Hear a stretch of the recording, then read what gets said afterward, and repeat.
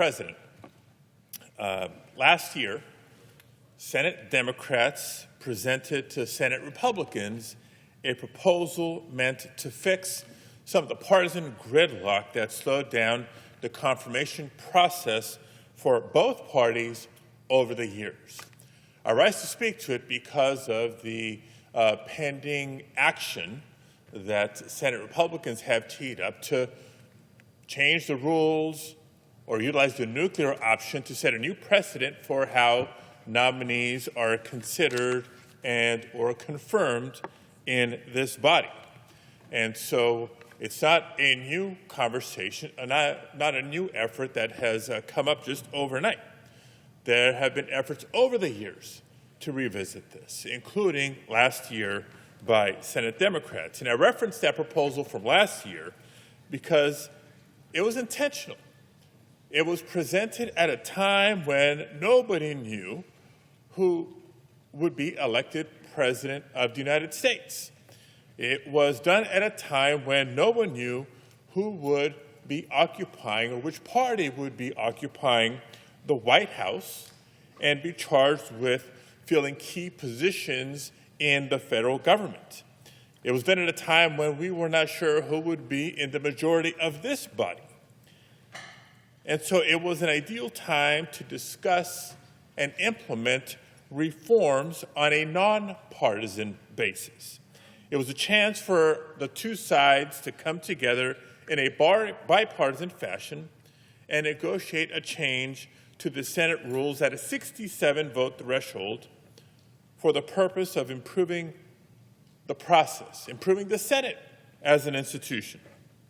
Now, Democrats proposed ideas out of the interest of fairness, of reform, and of making this institution work better. Unfortunately, at the time, my understanding is the Republican response was basically, no, we're not really interested. They wouldn't play ball. They didn't want to be part of the solution because they were busy at the time obstructing Democratic nominees. Now, fast forward to today, we know that Donald Trump is in the White House. Not only is he in the White House, he is nominating historically underqualified nominees, political hitmen, loyalists, and extremists. And surprise, surprise, guess who all of a sudden has changed their tune? Not only do Senate Republicans now want to revisit the nominations process and the confirmation process, they're doing it in a way that can have them very, very quickly confirm unlimited numbers of these nominees. And they're doing so in a way without trying, not even trying to build bipartisan support for these changes. They're threatening to go nuclear once again and only require a 50-vote threshold. So you have to wonder why.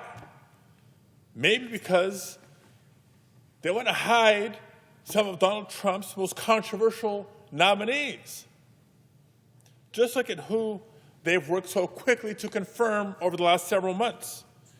Let me give a couple of examples of the kind of Republican nominees who could have qualified for mass consideration with hardly any oversight under this new proposed process. Nominees like Kash Patel,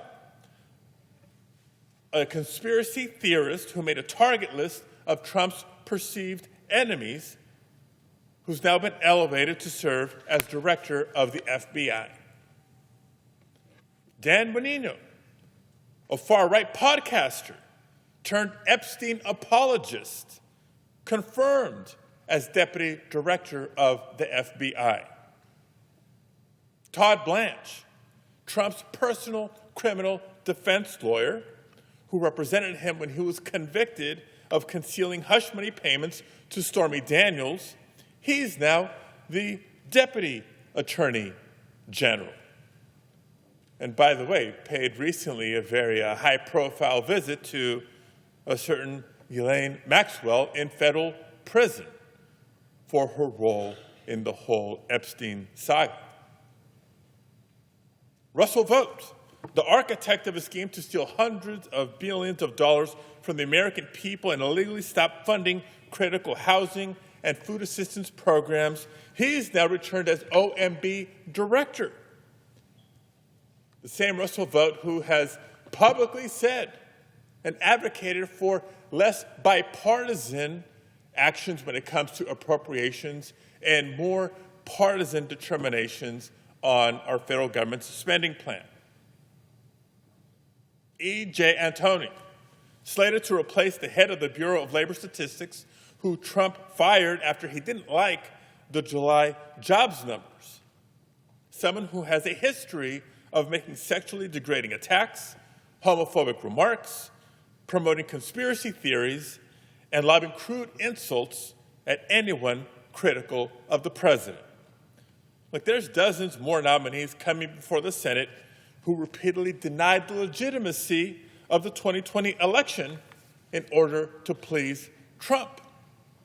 And it doesn't stop there. Now, many of these nominees have also committed to dismantling the very departments, agencies, and programs that they're tapped to lead. And while we're not there yet, I might add that the next chair of the Federal Reserve will not be subject to the cabinet-level confirmation process either. Colleagues, this is not normal. And so that is the context for what we're debating. Not a truly bipartisan reform, but a Republican-engineered plan to ram through Trump's unfit nominees to implement an extreme agenda. And sadly, the truth is, it's not surprising, because time and time again under this president, especially this term, we've seen Republicans in Congress give up responsibility to serve as a check and a balance on the executive branch in order to please Donald Trump. In just about every way imaginable, Republicans are inventing new ways to cede power to Trump on appropriations, on tariffs, on oversight, on foreign policy. And today it's not just that they're ceding power to Trump, they're going nuclear for the third time since May, changing the rules of this body unilaterally to do it. Just as they did earlier this year when they revoked 3 of California's Clean Air Act waivers. And just like they did when they abused the Budget Act with magic math to take away health care from millions of people and give trillions in tax cuts to billionaires. In every instance, the arguments they made for going nuclear just don't pass muster. President Trump has actually seen more of his civilian, non-judicial nominees confirmed before the August recess in this term than he did in his first term. This year was 128 compared to 126 in the year 2017. He's also had 14 more of those nominees confirmed before the August recess than President Biden did by the same date, 128 to 114. So I've got to say, it seems like our colleagues are forgetting what it was like over the prior 4 years, when many Republican senators had blanket holds on dozens of nominees at a time. Republican senators blocking all Department of Justice nominees for a significant time period. Republican senators blocking all State Department nominees for a significant time period. One Republican senator even holding up routine promotions for all Department of Defense nominees. Yes, Department of Defense. Department of Defense. For nearly a year, he did so, and it was a national scandal, a national embarrassment. Dozens of military families stuck in limbo for partisan Republican reasons that had nothing to do with their qualifications or ability to serve. Now, there's this Republican outrage for nominees having to wait a couple of months to go through the process. And did our colleagues already forget what was happening just before this August recess?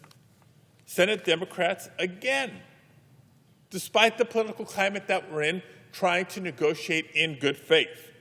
There was a bipartisan proposal on the table to expedite some nominees. What happened to that? I'll tell you what happened to that. Donald Trump said no. And he made a mockery of good faith negotiations just less than 2 months ago. He told Leader Schumer and Senate Democrats, and I'm going to quote, he said, "Go to hell." But that's par for the course for Donald Trump. He has contempt for bipartisan negotiations and for checks and balances, the very checks and balances in our Constitution. And that's the reason we're here today. No one is fooled about what's happening here. It's clearly yet another power grab. Republicans are prepared to go nuclear and change Senate rules once again with a simple majority vote. And I'll end simply by saying, once again, that what goes around comes around. Because at some point in time in the future, not only will there be a Democratic president back in the White House, there will be a Democratic majority in the Senate chambers as well. And I guess we'll have to abide by the new rules and new precedents that Republicans are so happy to set today. So be prepared, because I know I'll be. Thank you, Mr. President. I yield the floor.